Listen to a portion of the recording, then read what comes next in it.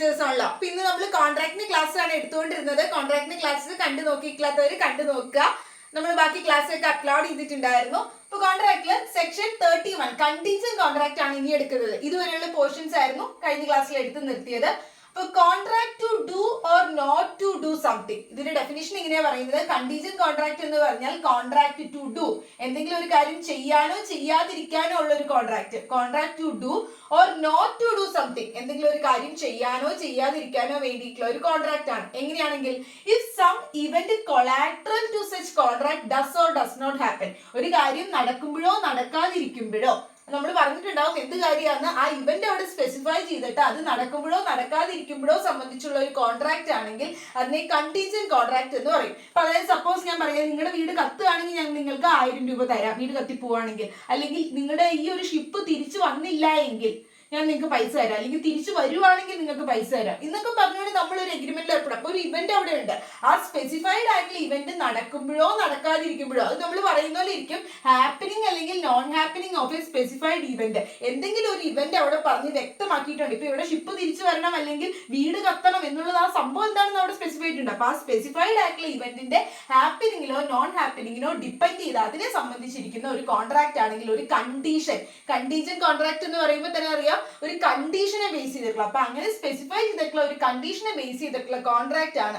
അതിന്റെ ഹാപ്പനിങ്ങിനെയോ നോൺ ഹാപ്പനിങ്ങിനെയോ സംബന്ധിച്ചിട്ടുള്ള ഒരു കോൺട്രാക്ട് ആണെങ്കിൽ കണ്ടീജന്റ് കോൺട്രാക്ട് എന്ന് സെക്ഷൻ 31 പറയുന്നുണ്ട്. ഓക്കെ, അപ്പൊ കണ്ടീജന്റ് കോൺട്രാക്ട് നമുക്ക് എൻഫോഴ്സ് ചെയ്തെടുക്കണമെങ്കിൽ എന്ത് ചെയ്യണം? ആ കണ്ടീഷൻ നടക്കണം. നടക്കാതെ അത് പറ്റില്ലല്ലോ. കാരണം എന്തോ ഒരു ഇവന്റ് വന്നിട്ടുണ്ട്, അത് ഹാപ്പൻ ചെയ്യുമ്പോഴോ ഹാപ്പൻ ചെയ്യാതിരിക്കുമ്പോഴോ ആണ് എന്ന് എടുത്തു പറഞ്ഞിട്ടുണ്ട് ആ കോൺട്രാക്ട് അതിൽ സംബന്ധിച്ച് വരുന്നതെങ്കിൽ, അപ്പൊ ആ ഇവന്റ് അവിടെ നടന്നാൽ മാത്രമേ അത് നമുക്ക് എൻഫോഴ്സ് ചെയ്തെടുക്കാനായി സാധിക്കുകയുള്ളൂ. അപ്പൊ കണ്ടീജന്റ് കോൺട്രാക്ട് എന്താണെന്നുള്ളത് നിങ്ങൾ മനസ്സിലാക്കി വെക്കുക. ഡെഫിനിഷൻ ഇത് കണ്ടാൽ ഇത് കണ്ടീജന്റ് കോൺട്രാക്ട് ആണെന്ന് മനസ്സിലാക്കണം. നെക്സ്റ്റ് നമ്മൾ നോക്കുന്നത് ക്വാസി കോൺട്രാക്ട് ആണ്. ക്വാസി കോൺട്രാക്ട് സെക്ഷൻ 68 തൊട്ട് 72 വരെയാണ് ക്വാസി കോൺട്രാക്ടിനെ കുറിച്ച് പറയുന്നത്.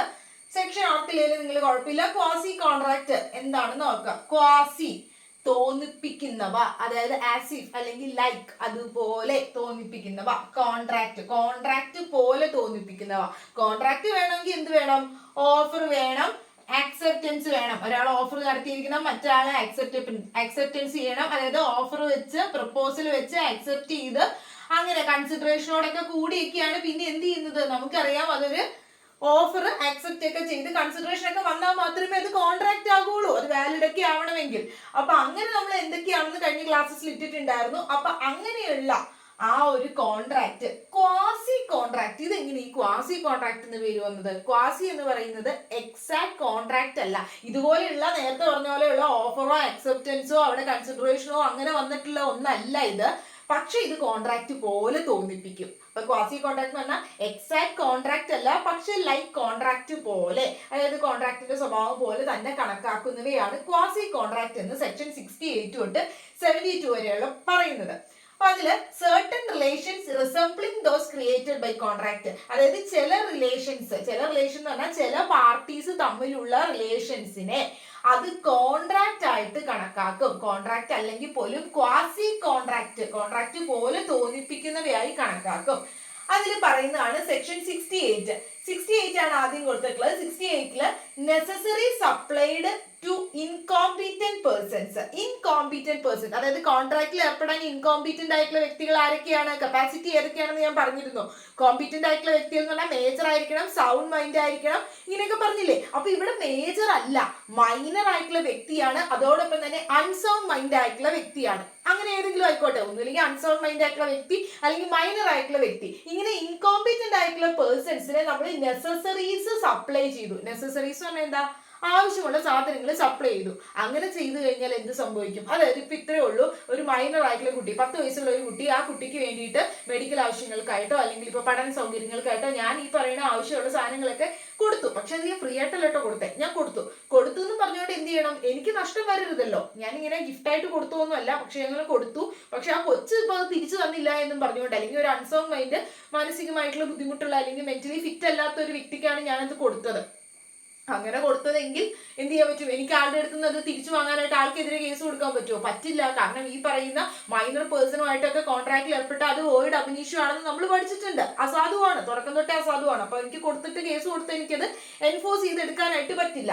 അത് കോൺട്രാക്റ്റും അല്ല, ഞങ്ങൾ തമ്മിൽ ഓഫർ വെച്ച് അക്സെപ്റ്റൻസ് ഒക്കെ നടത്തിയിട്ടൊന്നും അല്ല കൊടുത്തത്. അപ്പൊ അത് കോൺട്രാക്റ്റ് ആയിട്ട് കണക്കാക്കാൻ പറ്റില്ല, കാരണം വോയിഡ് അബ് ഇനിഷ്യോ ആണ്. പക്ഷേ ഇൻകോമ്പിറ്റന്റ് ആയിട്ടുള്ള പേഴ്സൺസിന് വേണ്ടി നമ്മൾ എന്തെങ്കിലും നെസസറീസ്, ആവശ്യമുള്ള കാര്യങ്ങൾ അവരുടെ ബെനിഫിറ്റിന് വേണ്ടി എന്തെങ്കിലും നമ്മൾ ഫ്രീ അല്ലാതെ സെർവ് ചെയ്തിട്ടുണ്ട് അല്ലെങ്കിൽ സപ്ലൈ ചെയ്തിട്ടുണ്ട് എങ്കിൽ നമുക്ക് അവർക്കെതിരെ കേസ് കൊടുക്കാൻ പറ്റില്ല. പക്ഷെ അവരുടെ പേരിൽ എന്തെങ്കിലും പ്രോപ്പർട്ടി ഉണ്ട് എങ്കിൽ ആ പ്രോപ്പർട്ടിയിൽ നിന്ന് നമുക്ക് റീഇംബേഴ്സ് ചെയ്തെടുക്കാൻ, അതായത് അതിൽ നിന്ന് നമുക്ക് പിടിച്ചെടുക്കാനായിട്ട് പറ്റും. അതായത് കോടതി വഴിയായിട്ട് നമുക്ക് അങ്ങനെ ചെയ്യാനായിട്ട് സാധിക്കും. അപ്പൊ അവരുടെ പ്രോപ്പർട്ടിയിൽ നിന്നും റീഇംബേഴ്സ് ചെയ്ത് നമുക്കുണ്ടായ അല്ലെങ്കിൽ നമ്മുടെ കയ്യിൽ നിന്ന് നഷ്ടമായ ഒരു എമൗണ്ട് നമുക്ക് റീഇംബേഴ്സ് ചെയ്ത് എടുക്കാൻ പറ്റും. അവർക്കെതിരെ കേസ് കൊടുക്കാൻ പറ്റില്ല, പക്ഷെ അവരുടെ പ്രോപ്പർട്ടിയിൽ നിന്നും റീഇംബേഴ്സ് ചെയ്തെടുക്കാൻ പറ്റും. അപ്പൊ അതൊരു കോൺട്രാക്ട് പോലെ ഇങ്ങനെയുള്ള റിലേഷൻഷിപ്പിനെ തോന്നിപ്പിക്കുന്നുണ്ട്. കാരണം എന്തുകൊണ്ടാന്ന് വെച്ചാൽ അൺജസ്റ്റ് എൻറിച്ച്മെന്റ് പ്രിൻസിപ്പിൾ അപ്ലൈ ചെയ്തുകൊണ്ടാണ്. എന്താ ഈ അൺജസ്റ്റ് എൻറിച്ച്മെന്റ് പ്രിൻസിപ്പിൾ?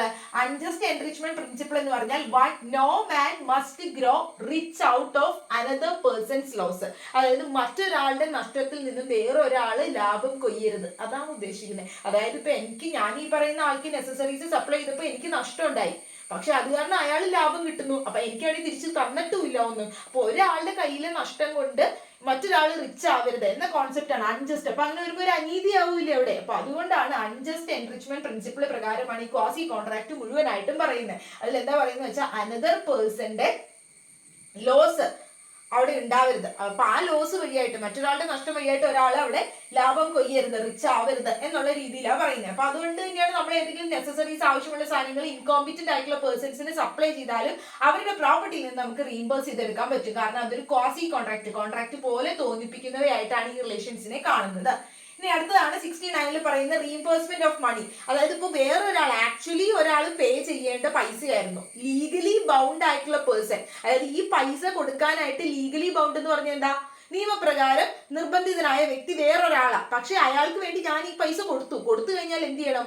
ആരാണോ ലീഗലി ബൗണ്ട് ആയിട്ടുള്ള പേഴ്സൺ പൈസ കൊടുക്കാനായിട്ട്, അയാൾ എന്ത് ചെയ്യണം? എനിക്കിത് തിരിച്ച് അയാളുടെ അടുത്ത് നിന്ന് റീഇംബേഴ്സ് ചെയ്തെടുക്കാം. റീഇംബേഴ്സ് ചെയ്യുന്ന അയാളുടെ അടുത്ത് നിന്ന് എനിക്കിത് പിടിച്ചെടുക്കാനായിട്ട് സാധിക്കും. അതായത് അയാൾ എനിക്കിത് തിരിച്ചു തരേണ്ട ഒരു ഡ്യൂട്ടി ഉണ്ട്, ഒരു മോറൽ ഡ്യൂട്ടി പോലെ പറയുന്നതാണ്, ക്വാസി കോൺട്രാക്ട് ആയിട്ട് പറയുന്നതാണ്. ആക്ച്വലി ഞങ്ങൾ തമ്മിൽ കോൺട്രാക്ട് റിലേഷൻഷിപ്പ് ഇല്ലെങ്കിൽ പോലും ആളുടെ അടുത്ത് നിന്ന് ആ പൈസ എനിക്ക് റീഇംബേഴ്സ് ചെയ്തെടുക്കാൻ പറ്റും. അതും ക്വാസി കോൺട്രാക്ടിന്റെ പരിധിയിൽ വരുന്നതാണ്.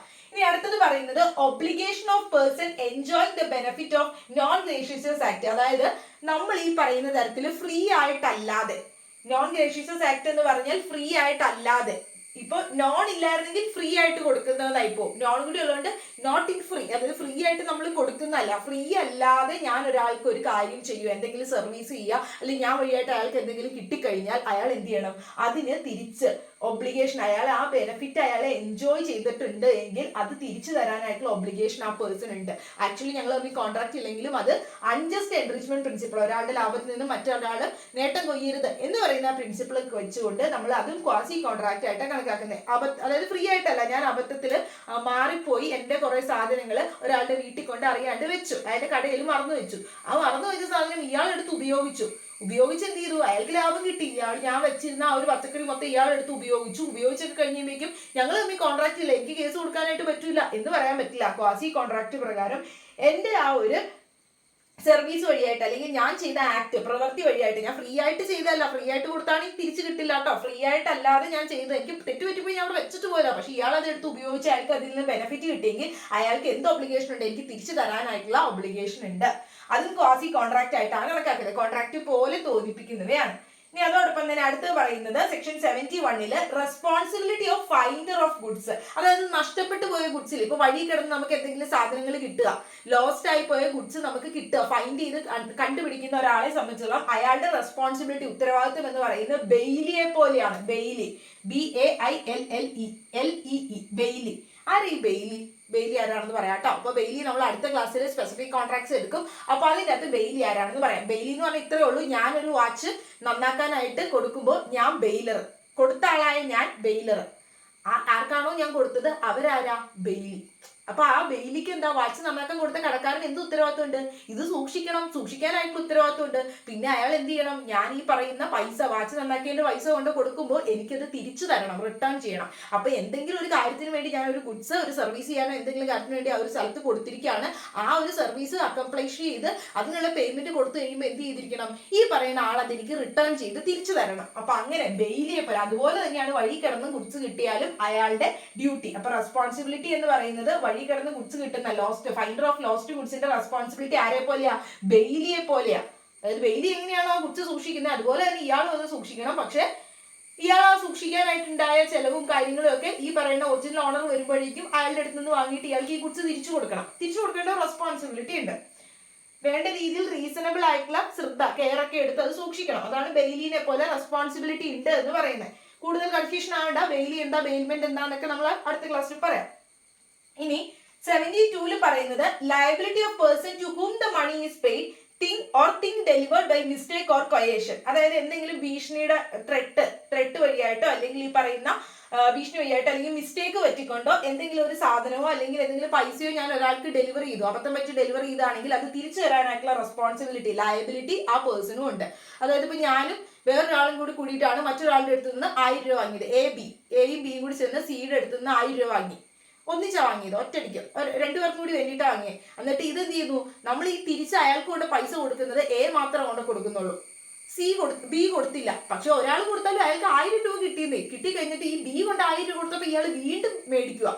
അങ്ങനെ മേടിച്ചു കഴിഞ്ഞാൽ എന്ത് ചെയ്യണം? ഒരാൾ കൊടുത്ത പൈസ അയാൾ ഇത് തിരിച്ചു കൊടുത്തിരിക്കണം. അല്ലെങ്കിൽ രണ്ടുപേരും കൂടി 1000 രൂപയായിട്ട് മേടിക്കാൻ പറ്റുമോ? കൊടുത്തത് 1000 രൂപയുള്ളൂ. അപ്പൊ അതാ പറയുന്നത് മിസ്റ്റേക്ക് പറ്റിക്കൊണ്ടോ അല്ലെങ്കിൽ എന്തെങ്കിലും ത്രെട്ട് വഴിയായിട്ടോ ഒക്കെ ഒരു മണി കിട്ടിയിട്ടുണ്ട് അല്ലെങ്കിൽ ഈ പറയുന്ന തിങ് എന്തെങ്കിലും ഡെലിവറി ചെയ്തിട്ടുണ്ടെങ്കിൽ ആ പേഴ്സൺ അത് റിട്ടേൺ ചെയ്ത് കൊടുക്കാനായിട്ടുള്ള ലയബിലിറ്റി ഉണ്ട്. അതും ആക്ച്വലി അവർ തമ്മിൽ കോൺട്രാക്ട് ഇല്ലെങ്കിൽ പോലും ഈ പറയുന്ന ക്വാസി കോൺട്രാക്ട് അണ്ടറിൽ അൺജസ്റ്റ് എൻറിച്ച്മെന്റ് പ്രിൻസിപ്പിൾ ആണ് ഇവിടെയൊക്കെ അപ്ലൈ ചെയ്യുന്നത്. ഒരാളുടെ നേട്ടത്തിൽ നിന്നും ഒരാളുടെ ലോസിൽ നിന്നും മറ്റൊരാൾ നേട്ടം കൊയ്യരുത് എന്ന് പറയുന്ന ആ ഒരു പ്രിൻസിപ്പിൾ ജസ്റ്റ് നിങ്ങൾ ഇങ്ങനെ ഒന്ന് ഓർത്തിരുന്നാൽ മതി. ഇനി അടുത്തത് doctrine of privity of contract ആണ്. Doctrine of privity of contract ഇതിൽ നിങ്ങൾ മനസ്സിലാക്കിയിരിക്കേണ്ടത് എക്സാമിന് എൻട്രൻസിന് വരുന്ന അല്ലെങ്കിൽ ചോദിക്കുന്നത് ഇത്ര മാത്രമേ ഉണ്ടാവുള്ളൂ. Doctrine of privity of contract എന്ന് പറഞ്ഞാൽ ഒരു കോൺട്രാക്റ്റിൽ ഇപ്പോൾ രണ്ടോ കൂടുതലോ പാർട്ടീസ് ഉണ്ടാകും. ആ പറയുന്ന പാർട്ടീസ് തമ്മിലുള്ള അതായത് പ്രോമിസറി ഉണ്ടല്ലോ, ഇവർക്കല്ലാതെ ആ ഒരു എഗ്രിമെന്റിൽ ഏർപ്പെട്ടിട്ടുള്ള പാർട്ടീസിനല്ലാതെ ആ കോൺട്രാക്റ്റിൽ എന്തെങ്കിലും വയലേഷൻസ് ഒക്കെ സംഭവിക്കുമ്പോൾ കേസ് കൊടുക്കാനായി സാധിക്കില്ല. അതാണ് പ്രിവിറ്റി ഓഫ് കോൺട്രാക്ട് എന്ന് പറഞ്ഞാൽ. Doctrine of privity of contract എന്ന് പറഞ്ഞാൽ സ്ട്രേഞ്ചർ ആയിട്ടുള്ള ഒരാൾക്ക്, അതിലൊരു അപരിചിതനായിട്ടുള്ള ഒരു വ്യക്തിക്ക് ഒരിക്കലും കോൺട്രാക്റ്റിൽ സ്യൂ ചെയ്യാൻ പറ്റില്ല. സ്യൂ ചെയ്യാന്ന് പറഞ്ഞാൽ എന്താ? കേസ് കൊടുക്കുക. അപ്പൊ അതായത് പ്രിവിറ്റി ഓഫ് കോൺട്രാക്ട് എന്ന് പറഞ്ഞാൽ എന്താ? Means the relationship subsisting between the parties who have entered in the contractual relationship. ആ കോൺട്രാക്ച്വൽ റിലേഷൻഷിപ്പിലുള്ള പാർട്ടീസ് തമ്മിലുള്ള നിലനിൽക്കുന്ന ഒരു റിലേഷൻഷിപ്പിനെയാണ് നമ്മൾ പ്രിവിറ്റി ഓഫ് കോൺട്രാക്ട് എന്ന് പറയുന്നത്. അപ്പൊ ഇന്ത്യൻ ലോയുടെ അടിസ്ഥാനത്തിലും ഇംഗ്ലീഷ് ലോയിലും ഒക്കെ പറയുന്നത് എന്താണ്? ഒരു സ്ട്രേഞ്ചർ ടു എ കോൺട്രാക്ട്, ഒരു കോൺട്രാക്റ്റില് ഒരു അപരിചിതനായ ഒരു വ്യക്തിക്ക് സ്യൂ ചെയ്യാൻ പറ്റില്ല, കേസ് കൊടുക്കാനായി സാധിക്കില്ല.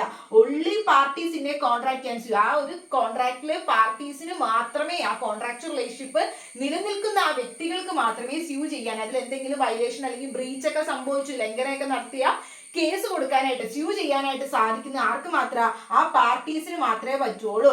A stranger cannot file a suit for enforcing the contract. ആ കോൺട്രാക്ട് നടപ്പിലാക്കി എടുക്കാൻ വേണ്ടിയിട്ട് അതിൽ എന്തെങ്കിലും ബ്രീച്ച് ഉണ്ടാവുന്ന എന്തെങ്കിലും വയലേഷൻ ഉണ്ടായി അത് നടപ്പിലാക്കി എടുക്കാൻ വേണ്ടി കോടതി വഴിയായിട്ട് കേസ് കൊടുത്ത് അത് സ്യൂട്ട് കൊടുക്കാനായിട്ട് ഒരിക്കലും ഈ പറയുന്ന സ്ട്രേഞ്ചർ ആയിട്ടുള്ള അപരിചിതനായിട്ടുള്ള ഒരു മൂന്നാമതൊരു വ്യക്തിക്ക് വന്നിട്ട് അതിന് സാധിക്കില്ല സ്യൂട്ട് കൊടുക്കാനായിട്ട്. ഒരു കോൺട്രാക്റ്റിലെ പാർട്ടീസിന് മാത്രമേ പറ്റുള്ളൂ എന്ന് പറയുന്നതാണ് doctrine of privity of contract എന്ന് പറഞ്ഞാൽ ഇത്രേ ഉള്ളൂ. A stranger cannot file a suit for enforcing a contract. ഒരു കോൺട്രാക്ട് എൻഫോഴ്സ് ചെയ്യാൻ സ്ട്രേഞ്ചറിന് സ്യൂട്ട് കൊടുക്കാൻ സാധിക്കില്ല. അതിലൊരു കേസാണ്. കേസിന്റെ ഫാക്ട് ഒക്കെ പറഞ്ഞ് നിങ്ങളെ ഞാൻ കൺഫ്യൂഷൻ ആക്കുന്നില്ല. ജസ്റ്റ് ആ കേസിന്റെ പേര് എൻട്രൻസിന്റെ പേർപ്പസിന് വേണ്ടി അത് മതി. Dunlop tyre company versus Selfridge and company. Okay, Dunlop tyre company versus Selfridge and company. ഈ കേസിലാണ് പറഞ്ഞത്, ഇത് ഇംഗ്ലീഷ് കേസാണ്. ഈ കേസിലാണ് പറഞ്ഞത് ഒരു സ്ട്രേഞ്ചറിന് cannot file a suit for enforcing a contract. ഒരു കോൺട്രാക്ട് നടപ്പിലാക്കി എടുക്കാനായിട്ട് അതിലൊരു സ്ട്രേഞ്ചർ അപരിചിതനായിട്ടുള്ള ഒരു വ്യക്തിക്ക് സൂട്ട് കൊടുക്കാൻ പറ്റില്ല, ആ പാർട്ടീസിന് മാത്രമേ പറ്റുള്ളൂ എന്ന് പറഞ്ഞത്. ഇനി ഇവിടെയും എക്സെപ്ഷൻസ് ഉണ്ട് കേട്ടോ. അതായത് ഇപ്പോൾ ഒരു ട്രസ്റ്റിന്റെ ഒരു പ്രോപ്പർട്ടിക്ക് ആണ് എങ്കിൽ അതിന്റെ ബെനിഫിഷ്യറി ആയിട്ടുള്ള ഒരു വ്യക്തിക്ക് വേണമെങ്കിൽ കൊടുക്കാം സ്യൂട്ട്.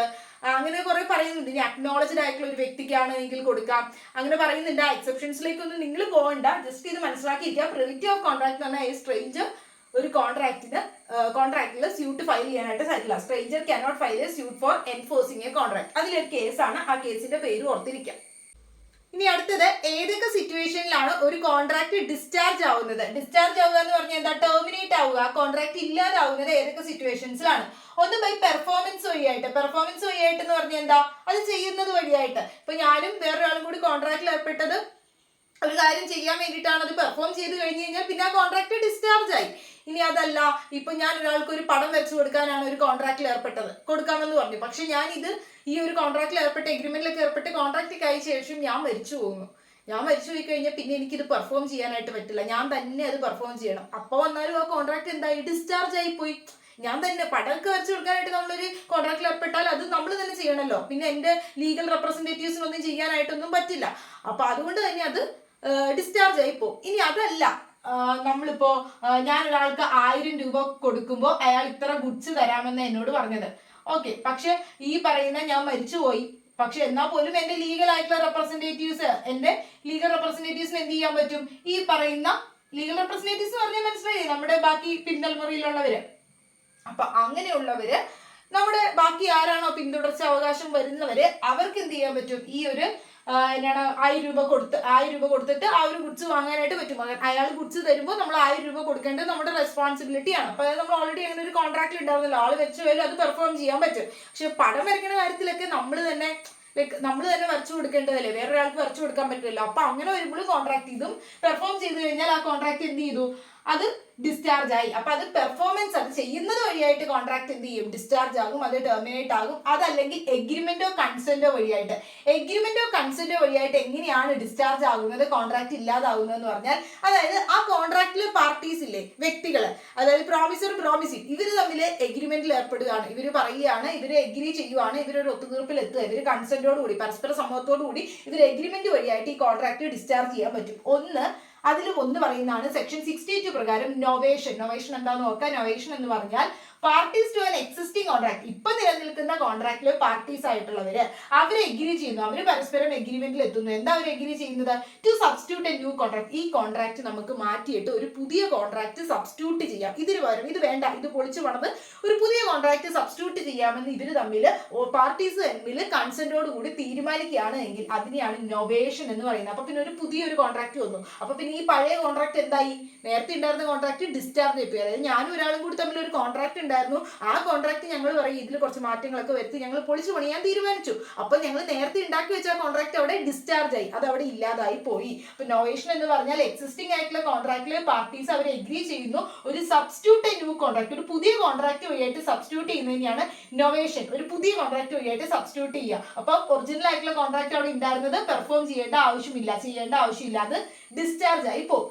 ഇനി റെസിഷൻ വഴിയായിട്ട് എന്താ? ഞങ്ങൾ തമ്മിലൊരു എഗ്രിമെന്റിൽ ഉണ്ടായിരുന്നു, ആ എഗ്രിമെന്റ് ഞങ്ങൾ ക്യാൻസൽ ചെയ്യുന്നു പരസ്പരം. ഇനി വേണ്ട, ഇനി നമുക്ക് ഈ എഗ്രിമെന്റ് വേണ്ട, ഒരു സാധനം കൊടുക്കാമെന്നും പറഞ്ഞായിരുന്നു എഗ്രിമെന്റ്. അപ്പൊ ഞാൻ പറഞ്ഞു എനിക്ക് ഇനി ഇത് വാങ്ങാൻ താല്പര്യമില്ല. അപ്പൊ അയാൾ ഇത് ഓക്കെ പറയുന്നു.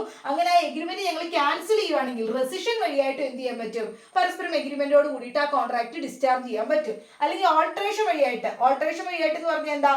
ടേംസ് ഓഫ് കോൺട്രാക്റ്റിൽ വ്യത്യാസം വരുത്തി പാർട്ടീസിന്റെ കൺസേണോട് കൂടി, അതായത് ഓൾറെഡി ഉണ്ടായിരുന്ന കോൺട്രാക്ടിന്റെ അകത്ത് കോൺട്രാക്ട് നമ്മൾ മാറ്റിയില്ല, അതായത് ഒരു പുതിയ കോൺട്രാക്ട് ആയിട്ട് സബ്സ്റ്റിറ്റ്യൂട്ട് ചെയ്തില്ല, നൊവേഷൻ അല്ല ചെയ്തത്. പക്ഷെ ആ കോൺട്രാക്ടിന്റെ ചില ടേംസ് ഉണ്ടല്ലോ, അല്ലെങ്കിൽ പൈസ തരുന്നതിൽ വ്യത്യാസം വരുത്തും, അങ്ങനെ എന്തെങ്കിലുമൊക്കെ ആ ഒരു ടേംസിന്റെ അകത്ത്, ആ ടേംസിൽ വേരിയേഷൻസ് വരുത്തി, ചേഞ്ചസ് വരുത്തി. അപ്പൊ അങ്ങനെ ഓൾട്ടറേഷൻ ചെയ്ത് നമ്മൾ ഡ്രസ്സ് ഓൾട്ടർ ചെയ്യാന്നൊക്കെ പറയില്ല, അതുപോലെ തന്നെ ആ ഒരു കോൺട്രാക്ടിന്റെ ടേംസിൽ ഓൾട്ടറേഷൻസ് വരുത്തി കഴിഞ്ഞു. പാർട്ടീസ് മ്യൂച്വൽ ആയിട്ടുള്ള സമ്മതത്തോടു കൂടി കോൺട്രാക്ടിന്റെ ടേംസിൽ ചേഞ്ചസ് വരുത്തി കഴിഞ്ഞാൽ എന്ത് ചെയ്യും? നേരത്തെ ഉണ്ടായിരുന്ന കോൺട്രാക്ട് അവിടെ ഡിസ്ചാർജ് ആയി പോയി, ടെർമിനേറ്റ് ആയി പോയി, കാരണം ഇപ്പൊ ചേഞ്ചസ് വരുത്തി വേറെ കോൺട്രാക്ട് അല്ലേ.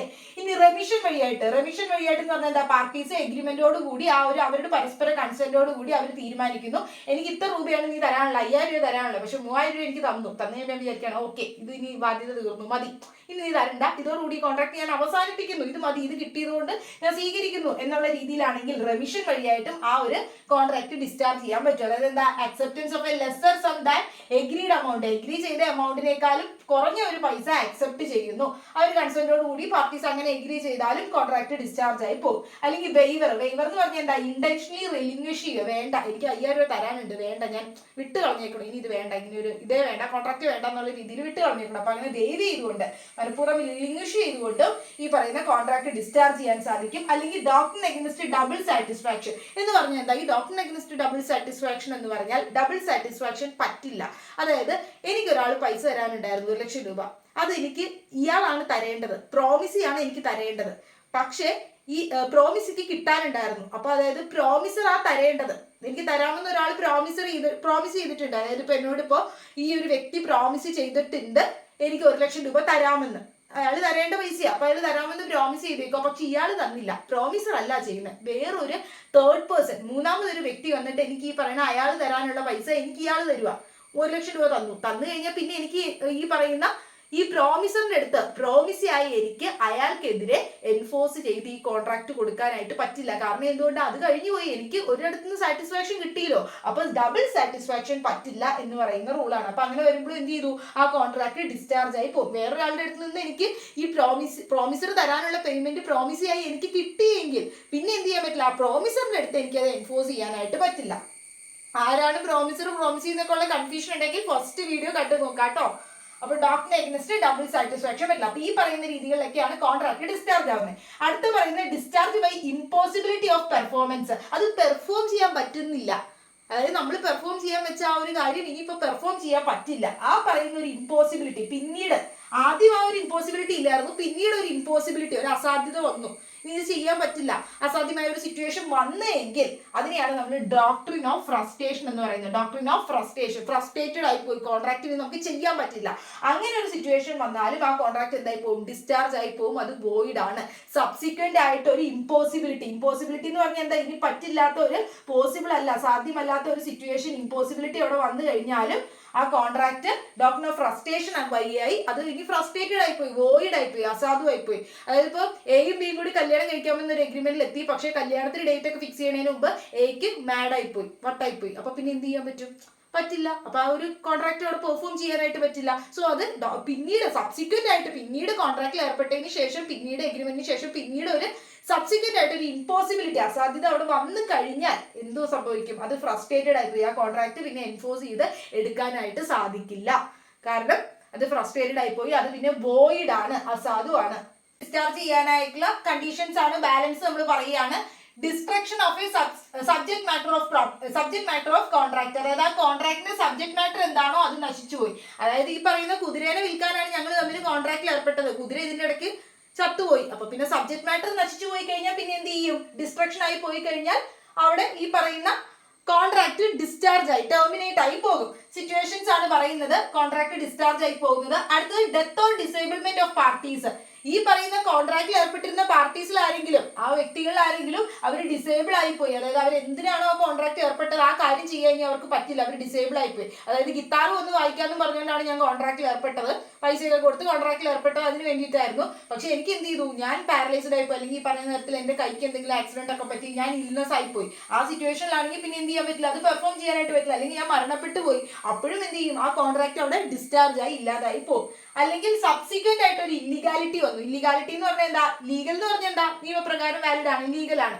ഇനി ഇല്ലീഗൽ ആണെന്ന് പറഞ്ഞാലോ നമുക്കറിയാം അത് ലീഗൽ അല്ല, വാലിഡ് അല്ല. അപ്പോൾ ലോ പറയുന്നു അത് ഇല്ലീഗൽ ആണെന്ന്. അതായത് പിന്നീട് ഒരു സബ്സിക്വന്റ് ഇല്ലീഗാലിറ്റി, അതായത് നമ്മൾ ഈ കോൺട്രാക്റ്റിൽ ഏർപ്പെട്ട സമയത്ത് ഇത് ലീഗൽ ആയിരുന്നു, നിയമപ്രകാരം ഇത് വാലിഡ് ആയിരുന്നു. പക്ഷേ പിന്നീട് ഒരു നിയമം വന്നു, ഇങ്ങനെയുള്ള ഒരു കാര്യത്തിൽ കോൺട്രാക്റ്റിൽ ഏർപ്പെടുന്നത് ഇത് നിയമപ്രകാരം തെറ്റാണ്, ഇതിന് പണിഷ്മെന്റ് ഉണ്ട് എന്നൊക്കെ പറഞ്ഞ് വന്നു എന്ന് വിചാരിച്ചു. അപ്പൊ സബ്സിക്വന്റ് ആയിട്ട് പിന്നീട് ഒരു ഇല്ലീഗാലിറ്റി വന്നു കഴിഞ്ഞാലും നമ്മൾ ഏർപ്പെട്ട കോൺട്രാക്ട് എന്തായി പോകും? അവിടെ ഡിസ്ചാർജ് ആയി പോകും. അതല്ല എങ്കിൽ discharge by lapse of time. Lapse of time എന്ന് പറഞ്ഞാൽ ടൈം പോകുന്നതനുസരിച്ച്, സമയം കഴിഞ്ഞു പോകുന്നതനുസരിച്ച്, ലാപ്സ് ആയി നീണ്ടു പോകുന്നതനുസരിച്ച്. അതായത് ഞാൻ പറഞ്ഞിട്ടുണ്ടായിരുന്നു, നിങ്ങൾ കോൺട്രാക്റ്റിൽ ഏർപ്പെടണമെങ്കിൽ ഈ പറയുന്ന 2 ആഴ്ചക്കുള്ളിൽ ഈ സാധനം എനിക്ക് പൈസ തരണം കേട്ടോ, കാറ് വാങ്ങിയതിന്റെ പൈസ 2 ആഴ്ചക്കുള്ളിൽ തന്നെ അഡ്വാൻസ് തന്നാലേ ഞാൻ കാറ് തരുവുള്ളൂ എന്ന് പറഞ്ഞിട്ടുണ്ടായിരുന്നു. 2 ആഴ്ചയും കഴിഞ്ഞു, 1 മാസം കഴിഞ്ഞു, ഒക്കെ കഴിഞ്ഞിട്ടും സമയം നീണ്ടുപോയി. അപ്പൊ പറഞ്ഞ സമയത്തിനുള്ളിൽ അത് പെർഫോം ചെയ്യാനുകൊണ്ട് കോൺട്രാക്ട് എന്തായി? ഡിസ്ചാർജ് ആയി പോയി, ടെർമിനേറ്റ് ആയി പോയി. ഇനി അതല്ല എങ്കിൽ discharge by operation of law. നിയമപ്രകാരം ഈ കോൺട്രാക്ട് വോയിഡ് ആണ് എന്ന് പറഞ്ഞുകൊണ്ട് നിയമപ്രകാരം അത് ഡിസ്ചാർജ് ആയി പോയി, ലോ പ്രകാരം. ഇനി discharge by breach of contract. അതിൽ ഏതെങ്കിലും പാർട്ടീസ് എന്തെങ്കിലും ഒരു ലംഘനങ്ങൾ നടത്തി, വയലേഷൻസ്, ബ്രീച്ച് നടത്തി കഴിഞ്ഞാൽ, വയലേഷൻ നടത്തുന്നതിന് ബ്രീച്ച് നടത്തുക. അപ്പൊ അങ്ങനെ പാർട്ടീസ് എന്തെങ്കിലും പറഞ്ഞതിന് അധീനമായിട്ട് വയലേഷൻ നടത്തിയാലും ആ കോൺട്രാക്ട് ഡിസ്ചാർജ് ആയി പോകും. എന്നും പാട്ട് പാടാൻ വരാമെന്ന് പറഞ്ഞുകൊണ്ടായിരുന്നു ഞാൻ കോൺട്രാക്റ്റിൽ ഏർപ്പെട്ടിരുന്നത്. ഒരു മ്യൂസീഷ്യൻ ആണ് ഞാൻ. അപ്പൊ അങ്ങനെയാണ് പാട്ട് പാടാന്നൊക്കെ പറഞ്ഞ് സിംഗർ ആയിട്ടുള്ള ഞാൻ കോൺട്രാക്റ്റിൽ ഏർപ്പെട്ടിട്ടുണ്ട്. പക്ഷേ ഞാൻ എന്ത് ചെയ്തിട്ടുണ്ടായിരുന്നില്ല, പാട്ട് പാടാനായിട്ട് അടുപ്പിച്ച് ഒരാഴ്ച പോയില്ല. പോവാതിരുന്നപ്പോൾ ഇയാൾ വേറെ ആളെ വെച്ച് പാട്ട് പഠിപ്പിച്ചു. ഞാൻ എൻ്റെ അഭാവത്തിൽ വേറെ ആളെ വെച്ച് പാട്ട് പഠിപ്പിച്ചു. പിന്നെ എന്ത് ചെയ്തു, ഞങ്ങൾ തമ്മിലുള്ള കോൺട്രാക്ട് അവിടെ ഡിസ്ചാർജ് ആയിപ്പോയി. കാരണം എന്ത് ചെയ്തു, ഞാൻ അവിടെ ഒരു ബ്രീച്ച് വരുത്തിയില്ലേ, ലംഘനം വരുത്തിയില്ലേ, വയലേഷൻ. അപ്പൊ അതുകൊണ്ട് കോൺട്രാക്റ്റിൽ എന്തെങ്കിലും പാർട്ടീസ് അവിടെ ബ്രീച്ച് വരുത്തിയാലും കോൺട്രാക്ട് അവിടെ ഡിസ്ചാർജ് ആയി പോകും. ഈ പറയുന്ന സിറ്റുവേഷൻസിലൂടെയാണ് ഒരു കോൺട്രാക്ട് ഡിസ്ചാർജ് ആയി ഇല്ലാതായി പോകുന്നത്, അല്ലെങ്കിൽ ടെർമിനേറ്റ് ആയി പോകുന്നത് എന്ന് പറയുന്നത്. ഇനി അടുത്തത് പറയുന്നത് എന്തൊക്കെയാണ് ഈ ഒരു കോൺട്രാക്റ്റിൽ ബ്രീച്ച് വരുത്തിയാലുള്ള റെമഡീസ്, പരിഹാരങ്ങൾ. അതായത് ബ്രീച്ച് വരുത്തുക എന്ന് പറഞ്ഞാൽ എന്താ, എന്തെങ്കിലും ലംഘനം വരുത്തി, വയലേഷൻ വരുത്തി, കോൺട്രാക്റ്റിൽ പറഞ്ഞിട്ടുള്ള ടേംസിലോ കണ്ടീഷൻസിലോ ഒക്കെ എന്തെങ്കിലും വയലേഷൻസ് വരുത്തി കഴിഞ്ഞാൽ അതുവഴിയായിട്ട് ഒരു പാർട്ടിക്ക് ഒരു ഇഞ്ചുറി പറ്റി, അതായത് ഒരു പാർട്ടിക്ക് ഒരു ഇഞ്ചുറി പറ്റി ഈ കോൺട്രാക്റ്റിൽ ഈ പറയുന്ന എന്തെങ്കിലും ബ്രീച്ച് ഓപ്പോസിറ്റ് പാർട്ടി ചെയ്തത് വഴിയായിട്ട്, എന്തെങ്കിലും ബ്രീച്ച് വഴിയായിട്ട് ഒരു പാർട്ടിക്ക് ഇഞ്ചുറി പറ്റിക്കഴിഞ്ഞാൽ ആ ഇഞ്ചുറി പറ്റിയ വ്യക്തിക്ക്, അതായത് നഷ്ടം അനുഭവിക്കപ്പെട്ട വ്യക്തിക്ക്, ഇഞ്ചേർഡ് ആയിട്ടുള്ള പാർട്ടിക്ക് ഈ പറയുന്ന പരിഹാരങ്ങൾ, റെമഡീസ് ആണ് കോൺട്രാക്ട് ആക്ടിന് അണ്ടറിലുള്ളത്. അതിലൊന്നാണ് റെസിഷൻ ഓഫ് കോൺട്രാക്ട്. ആ കോൺട്രാക്ട് വേണമെങ്കിൽ റെസിഷൻ ചെയ്യാനായിട്ട് പറ്റും. അപ്പൊ റെസിഷൻ ചെയ്യുക അല്ലെങ്കിൽ റിസൈൻഡ് ചെയ്യാന്ന് പറഞ്ഞാൽ എന്താണ്, റെസിഷൻ ഓഫ് കോൺട്രാക്ട് ഒരു പരിഹാരമാണ്. ആ ഒരു ഇഞ്ചേർഡ് ആയിട്ടുള്ള പാർട്ടിക്ക് കോൺട്രാക്ടിന്റെ ബ്രീച്ച് വഴിയായിട്ട് കിട്ടുന്ന ഒരു പരിഹാരമാണ്. അങ്ങനെ ബ്രീച്ച് ചെയ്താൽ, എന്തെങ്കിലും ലംഘനം വരുത്തിയാൽ ആ ഇഞ്ചുറി അനുഭവപ്പെട്ട പാർട്ടിക്ക് ഈ ഒരു റെമഡി കിട്ടും. ഇത് റെസിഷൻ ഓഫ് കോൺട്രാക്ട് എന്ന് പറഞ്ഞ് ഇത്രയേ ഉള്ളൂ. ആ കോൺട്രാക്ട് റിഫ്യൂസ് ചെയ്യാം, ഇനി പെർഫോം ചെയ്യണ്ട എന്ന് പറഞ്ഞ്, ഫർദർ ഇനി പെർഫോം ചെയ്യേണ്ട എന്ന് പറഞ്ഞ് അത് റിഫ്യൂസ് ചെയ്യാൻ പറ്റും. അതായത് ഞാൻ ഇന്ന് പാട്ട് പാടാൻ വരാമെന്ന് പറഞ്ഞാണ് കോൺട്രാക്റ്റിൽ ഏർപ്പെട്ടെ. ഞാൻ ഒരാഴ്ച രണ്ടാഴ്ചയായിട്ട് പോയില്ല. എന്നിട്ട് പുള്ളി എന്ത് ചെയ്തു, വേറെ ആളെ വെച്ച് പാട്ട് പഠിപ്പിച്ചു കഴിയുമ്പോഴേക്കും പിന്നെ ഞാൻ പാട്ട് പാടാൻ ചെന്ന് കഴിയുമ്പോഴേക്കും ഇനി ഇത് വേണ്ട, നമ്മൾ തമ്മിലൊരു കോൺട്രാക്ട് ഇല്ല എന്ന് പറഞ്ഞ് അത് റിഫ്യൂസ് ചെയ്തിട്ട് ഇനി അത് പെർഫോം ചെയ്യണ്ട എന്ന് പറയാം. അതാണ് പറഞ്ഞത്. ആ കോൺട്രാക്ട് എന്തെങ്കിലും ഒരു ബ്രീച്ച് വരുത്തി ഞാനത് ബ്രേക്ക് ചെയ്ത് കഴിഞ്ഞാൽ എന്ത് ചെയ്യാൻ പറ്റും, അത് റിസിൻഡ് ചെയ്തിട്ട്, അത് റെസിഷൻ ചെയ്യാനായിട്ട് പറ്റും. റെസിഷൻ റിസിൻഡ് ചെയ്യാന്ന് പറഞ്ഞാൽ ഇനി അത് പെർഫോം ചെയ്യണ്ട, ഫർദർ ഇനി നിങ്ങളിത് പിന്നീട് നിങ്ങൾ പെർഫോം ചെയ്യണ്ട എന്ന് പറഞ്ഞുകൊണ്ട് ആ കോൺട്രാക്ട് റെസിഷൻ ചെയ്തതായിട്ട് കണക്കാക്കാനായിട്ട് പറ്റും. അത് ആ പാർട്ടിക്ക് കിട്ടുന്ന ഒരു പരിഹാരമായിട്ട് വേറെ ആളെ വെച്ച് ചെയ്യുമോ എന്താന്ന് വെച്ച് ചെയ്യാം. ഇനി അടുത്തത് സൂട്ട് ഫോർ ഡാമേജസ്. ഡാമേജ് എന്ന് പറഞ്ഞാൽ നഷ്ടമാണ്. ഡാമേജസ് ഒരു എസ് ഇട്ട അതിന്റെ അർത്ഥം നഷ്ടപരിഹാരം എന്നാണ്. വ്യത്യാസമുണ്ട്. ഡാമേജ് എന്ന് പറഞ്ഞാൽ നഷ്ടമാണ്, ഡാമേജസ് എന്ന് പറഞ്ഞാൽ നഷ്ടപരിഹാരമാണ്. അപ്പൊ ഈ പറയുന്ന ഡാമേജസിന്, നഷ്ടപരിഹാരത്തിന് വേണ്ടിയിട്ട് സൂട്ട് കൊടുക്കാം, കേസ് കൊടുക്കാനായിട്ട് പറ്റും. ആ ഇഞ്ചേർഡ് പാർട്ടിക്ക് മോണിറ്ററി ബെനിഫിറ്റിന് വേണ്ടി, മോണിറ്ററി എന്ന് പറഞ്ഞാൽ എന്താ, എമൗണ്ട്, പൈസയ്ക്ക് വേണ്ടിയിട്ട് കോമ്പൻസേഷൻ, നഷ്ടപരിഹാരത്തിനായിട്ട് കേസ് കൊടുക്കാനായിട്ട് പറ്റും. അങ്ങനെ നഷ്ടപരിഹാരം കിട്ടും. പക്ഷെ ഒരു കേസുണ്ട്, ഹാർട്ട്ലി വേഴ്സസ് ബക്സൻഡേൽ. ഈ കേസിന്റെ പേര് മാത്രം ഓർത്തിരുന്നാൽ മതി, നിങ്ങൾ ജസ്റ്റ് പേര് ഓർത്തിരുന്നാൽ മതി. ഞാൻ ഫാക്ട് പറഞ്ഞ് നിങ്ങളെ കുഴപ്പിക്കുന്നില്ല. ഹാർട്ട്ലി വേഴ്സസ് ബക്സൻഡേൽ എന്ന് പറയുന്ന കേസിൽ പറഞ്ഞത് ഇതാണ്, കോമ്പൻസേഷൻ ഫോർ ഡയറക്റ്റ്. ഈ ഒരു ആക്ടിലും പറഞ്ഞിട്ടുണ്ട്, സെക്ഷനിലെ ആക്ടിലും പറഞ്ഞിരിക്കുന്നത് ഇത് തന്നെയാണ്. കോമ്പൻസേഷൻ ഫോർ, സെക്ഷൻ 73 പറഞ്ഞിട്ടുള്ളത്, compensation for direct loss of the breach and not for the indirect and remote loss. അതായത് ഇൻഡയറക്റ്റ് ആയിട്ടുള്ളതും റിമോട്ട്, വളരെ വിദൂരമായിട്ടുള്ളതും, ഇൻഡയറക്റ്റ് നമുക്ക് പ്രത്യക്ഷമായിട്ട് വന്നതല്ല, ഇൻഡയറക്റ്റ് ആയിട്ട് ഞാൻ ചെയ്ത ഡയറക്റ്റ് ആയിട്ടുള്ള ബ്രീച്ച് വഴിയായിട്ട്, അതായത് ബ്രീച്ച് എന്ന് പറഞ്ഞാൽ എന്റെ ലംഘനം. ഇപ്പൊ ഞാനാണ് ഒരു വ്യക്തിക്ക് ഇഞ്ചുറി അവിടെ ഉണ്ടാക്കിയത്, നഷ്ടം ഉണ്ടാക്കിയത് ഈ കോൺട്രാക്റ്റിൽ ബ്രീച്ച് വരുത്തിയത് വഴിയായിട്ടെങ്കിൽ, ഞാൻ കോൺട്രാക്റ്റിലെ പാർട്ടിയാണ്, ഞാൻ കോൺട്രാക്റ്റിലെ പാർട്ടിയായി ഞാൻ വരുത്തിയ ഇഞ്ചുറി വഴി, ഞാൻ വരുത്തിയ ബ്രീച്ച് വഴിയായിട്ട്, ലംഘനം വഴിയായിട്ട് ഓപ്പോസിറ്റ് ആയി ഇഞ്ചുറി ഉണ്ടായി ആ പാർട്ടിക്ക്, ഇഞ്ചുറി അനുഭവപ്പെട്ട പാർട്ടിക്ക് ഇഞ്ചുറി ഉണ്ടായത് എന്റെ ഡയറക്റ്റ് ആയിട്ടുള്ള ഈ ബ്രീച്ചിന്റെ കാരണം കൊണ്ടല്ല. ഞാൻ അവിടെ ലംഘനം വരുത്തി പാർട്ടി കോൺട്രാക്റ്റില്, പക്ഷെ ഞാൻ വരുത്തിയ ആ ലംഘനം അല്ല ഡയറക്റ്റ് ആയിട്ട് അയാൾക്ക് നഷ്ടം ഉണ്ടാവാനായിട്ടുള്ള കാരണമെങ്കിൽ ഞാൻ അതിന് നഷ്ടപരിഹാരം കൊടുക്കണ്ട. എന്റെ ആ ഒരു ബ്രീച്ച്, ലംഘനം ആയിട്ടുള്ള ആ ഒരു പ്രവൃത്തി, കോൺട്രാക്റ്റിലെ ആ ബ്രീച്ച് ഞാൻ ചെയ്തത് കൊണ്ടാണ് ഡയറക്റ്റ് ആയിട്ട് ഈ ഇഞ്ചേർഡ് പാർട്ടിക്ക് എന്ത് സംഭവിച്ചത്, ആ വ്യക്തിക്ക് ഇഞ്ചുറി പറ്റിയത്, നഷ്ടമുണ്ടായത് എങ്കിൽ, അങ്ങനെയുള്ള ഡയറക്റ്റ് ആയിട്ടുള്ള ലോസ്, എന്റെ ബ്രീച്ച് വഴിയായിട്ട്, എന്റെ ലംഘനം വഴിയായി, വയലേഷൻ വഴിയായിട്ടുള്ള ഡയറക്റ്റ് ലോസിന് മാത്രം, ഡയറക്റ്റ് ആയിട്ട് അതുവഴിയായിട്ട്, എന്റെ ബ്രീച്ച് വഴിയായിട്ടുണ്ടായ ഡയറക്റ്റ് അയാൾക്കുണ്ടായ നഷ്ടങ്ങൾക്ക് മാത്രം, ലോസിന് മാത്രം ഞാൻ കോമ്പൻസേഷൻ കൊടുത്താൽ മതി. അല്ലാതെ ഇൻഡയറക്റ്റ്, പ്രത്യക്ഷത്തിൽ ഞാൻ ഈ ചെയ്ത ബ്രീച്ച് വഴിയായിട്ടല്ല അയാൾക്ക് ഈ നഷ്ടം ഉണ്ടായത്. അപ്പൊ അങ്ങനെ ഇൻഡയറക്റ്റ് ആയിട്ടോ അല്ലെങ്കിൽ ഈ പറയുന്ന റിമോട്ട്, വളരെ വിദൂരമായിട്ടുള്ള ഒരു നഷ്ടമാണ് അയാൾക്ക് ഉണ്ടായത്, എക്സാക്ട് എന്റെ പ്രവൃത്തി കൊണ്ടല്ല അയാൾക്ക് ഉണ്ടായതെങ്കിൽ അതിനൊന്നും ഞാൻ കോമ്പൻസേഷൻ കൊടുക്കേണ്ട. അത് പറഞ്ഞ കേസാണ് ഹാർട്ട്ലി വേഴ്സസ് ബക്സൻഡേൽ എന്ന് പറയുന്ന കേസ്. ഇനി അടുത്ത ഒരു അപ്പൊ നഷ്ടപരിഹാരം കിട്ടും, അതിനുവേണ്ടി സൂട്ട് കൊടുക്കാൻ പറ്റും, ഡാമേജസിന് വേണ്ടിയിട്ട് സൂട്ട് കൊടുക്കാൻ പറ്റും. ഇനി അടുത്തത് സ്പെസിഫിക് പെർഫോമൻസ്, അതായത് ഒരു കോൺട്രാക്ട് ഞാൻ പെർഫോം ചെയ്തിട്ടില്ല, ഈ പറയുന്ന പാട്ട് പാടാൻ പറയാനായിട്ട് വന്നിട്ടില്ല, അങ്ങനെ അതാണ് നമ്മൾ തമ്മിലുള്ള കോൺട്രാക്ട്, അത് ചെയ്തിട്ടില്ല എങ്കിൽ അത് ചെയ്യാൻ വേണ്ടി പെർഫോം ചെയ്ത് നടത്തി തരാൻ വേണ്ടി സ്പെസിഫിക്കലി ആ പറഞ്ഞ കാര്യം പെർഫോം ചെയ്ത് തരാൻ വേണ്ടിയിട്ട് സ്പെസിഫിക് പെർഫോമൻസ് ആക്ടിന്റെ അണ്ടറിൽ സൂട്ട് കൊടുക്കാനായിട്ട് സാധിക്കും. അപ്പൊ അതൊരു റെമഡി, പരിഹാരമാണ് ഈ ഇഞ്ചേർഡ് പാർട്ടിക്ക് കിട്ടുന്നത്. ഇനി അടുത്തത് ഇൻജങ്ഷൻ. ഇൻജങ്ഷൻ എന്ന് പറഞ്ഞാൽ എന്താണെന്ന് വെച്ചാൽ ഈ ഒരു കാര്യം കോൺട്രാക്റ്റിൽ ഏർപ്പെട്ടപ്പോൾ ഈ ഒരു കാര്യം ചെയ്യില്ല എന്നും പറഞ്ഞ് ഞാൻ എഗ്രി ചെയ്തായിരുന്നു, അതായത് ഇത് ഞാൻ ചെയ്യില്ല എന്ന് പറഞ്ഞ ഒരു കാര്യം അല്ലെങ്കിൽ ചെയ്യരുതാത്ത ഒരു കാര്യം ഞാൻ അവിടെ ചെയ്തിട്ടുണ്ട് എങ്കിൽ അതിൽ നിന്നും എന്നെ പ്രൊഹിബിറ്റ് ചെയ്യാനായിട്ട് ഇൻജക്ഷൻ ചെയ്യാൻ സ്റ്റേ ഓർഡർ കൊടുക്കാന്നൊക്കെ കേട്ടിട്ടില്ലേ, അപ്പൊ അത് തടയാൻ വേണ്ടിയിട്ട് ഇൻജക്ഷന് വേണ്ടിയിട്ട് സൂട്ട് കൊടുക്കാനായിട്ടും പറ്റും. അത് സ്പെസിഫിക് പെർഫോമൻസ് ആക്ടിന് അണ്ടറിലാണ് കൊടുക്കുന്നത്. അപ്പൊ അതിനും എന്ത് ചെയ്യാൻ പറ്റും, ഒരു പരിഹാരം കിട്ടുന്നതാണ്, ഇൻജക്ഷൻ ചെയ്യാൻ തടയാനായിട്ട് ആ ഒരു ഇതും പറ്റും. ഇനി അടുത്ത ഒന്നാണ് ക്വാണ്ടം മെറിയൂട്ട് എന്ന് പറയുന്നത്. അപ്പൊ ക്വാണ്ടം മെറിയൂട്ട് എന്ന് പറഞ്ഞാൽ ഇൻജേർഡ് പാർട്ടി അയാളുടെ ഭാഗത്തുനിന്നുള്ള ഡ്യൂട്ടി അയാൾ ചെയ്തു, അങ്ങനെ ചെയ്തതിന് ശേഷമാണ് ഈ ബ്രീച്ച് സംഭവിക്കുന്നത് ഓപ്പോസിറ്റ് പാർട്ടിയുടെ ഭാഗത്ത് നിന്ന്. അങ്ങനെയാണെങ്കിൽ അയാൾ ചെയ്ത കാര്യത്തിനുള്ള വാല്യൂ എന്താണോ അതനുസരിച്ചുള്ള കാര്യം കിട്ടാനായിട്ട്, ആ വാല്യൂവിനുള്ള എമൗണ്ടോ കാര്യമോ കിട്ടാനായിട്ടുള്ള റിക്കവർ ചെയ്ത് കിട്ടാനായിട്ടുള്ള റൈറ്റ് ആ ഇൻജേർഡ് പാർട്ടിക്ക് എൻടൈറ്റിൽഡ് ആണ്. എൻടൈറ്റിൽ മീൻസ് അവർക്ക് റൈറ്റ് ഉണ്ട് എന്നാണ് പറയുന്നത്, അത് പരിഹാരമായിട്ട് കിട്ടാനായിട്ടുള്ള റൈറ്റ് ഉണ്ട്. അതായത് ഇപ്പോൾ ഞങ്ങളിപ്പോൾ ഒരു കുറച്ച് ഗുഡ്സ് ഡെലിവറി ചെയ്യാനായിട്ടാണ് ഒരു എഗ്രിമെന്റിൽ എത്തിയായിരുന്നത്. അപ്പൊ ആ ഗുഡ്സിന് വേണ്ടിയിട്ട് ഞാൻ കുറെ സാധനങ്ങൾ ഉണ്ടാക്കുകയോ നിർമ്മിക്കുകയോ ഒക്കെ എന്റെ കാശൊക്കെ കുറെ ചിലവായിട്ടുണ്ട്. അപ്പൊ ഞാൻ അതിന് വേണ്ടിയിട്ട് എന്റെ ഭാഗത്തുനിന്നുണ്ടായ ഡ്യൂട്ടി ഒക്കെ ചെയ്തു, പക്ഷെ അവസാന നിമിഷം ഇയാൾ വേണ്ടാന്നും പറഞ്ഞ് പിന്മാറി പോകുന്നു. അപ്പൊ എനിക്കുണ്ടായ നഷ്ടം, ഞാൻ എന്റെ ഡ്യൂട്ടി കോൺട്രാക്റ്റിൽ എന്റെ ഡ്യൂട്ടി എന്തായിരുന്നു അത് ചെയ്തത് വഴിയായിട്ട് എനിക്ക് ആ ഒരു വാല്യൂവിനനുസരിച്ചുള്ളത് കിട്ടാനായിട്ടുള്ള റിക്കവർ ചെയ്ത് തിരിച്ചു കിട്ടാനായിട്ടുള്ള പരിഹാരമായിട്ട് റെമഡി ആയിട്ട് കിട്ടാനായിട്ടുള്ള റൈറ്റ് ഇൻജേർഡ് പാർട്ടിയായി എനിക്കുണ്ട്. കാരണം ഇയാൾ കോൺട്രാക്റ്റിൽ നിന്ന് പിന്മാറി ബ്രീച്ച് വരുത്തി ലംഘിച്ച് കഴിയുമ്പോഴേക്കും എന്ത് സംഭവിക്കും, എനിക്ക് അവിടെ പരിഹാരം കിട്ടണം. അപ്പൊ ഈ ക്വാണ്ടം മെറിയൂട്ട് എന്ന് പറയുന്നത് ഇൻജേർഡ് പാർട്ടി ചെയ്ത, അതായത് ഞാൻ ചെയ്ത ഡ്യൂട്ടി എത്രത്തോളമാണോ ഇയാൾ ബ്രീച്ച് വരുത്തുന്നതിന് മുമ്പ് അതിനുള്ള ആ ഒരു വാല്യൂന്നുള്ളത് എനിക്ക് റിക്കവർ ചെയ്ത് കിട്ടാനായിട്ടുള്ള റൈറ്റും എനിക്കുണ്ട്. അപ്പൊ ഇത്രയുമാണ് ഒരു കോൺട്രാക്റ്റിൽ ബ്രീച്ച് സംഭവിച്ചാൽ ഇൻജേർഡ് പാർട്ടിക്ക് കിട്ടുന്ന റെമഡീസ്, പരിഹാരങ്ങളായിട്ട് ഇന്ത്യൻ കോൺട്രാക്ട് ആക്ടിൽ പറയുന്നത്.